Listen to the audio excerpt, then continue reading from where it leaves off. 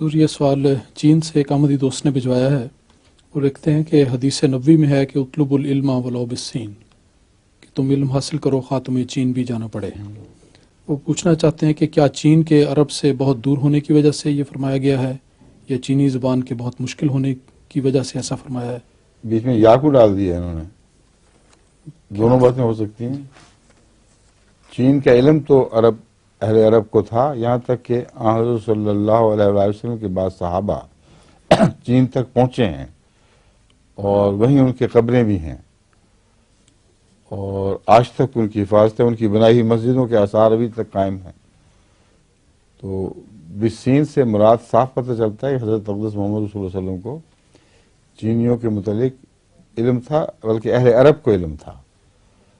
اور رستے کی صعوبتیں، زبان کی دقتیں، یہ ساری چیزیں اکٹھی ہیں اس حدیث کے اندر، کہ اگر اتنی تکلیفیں بھی اٹھانی پڑیں اور علم کی خاطر جان جوکھوں کا سفر بھی اختیار کرنا پڑے، تب بھی علم حاصل کرنے کی کوشش کرو.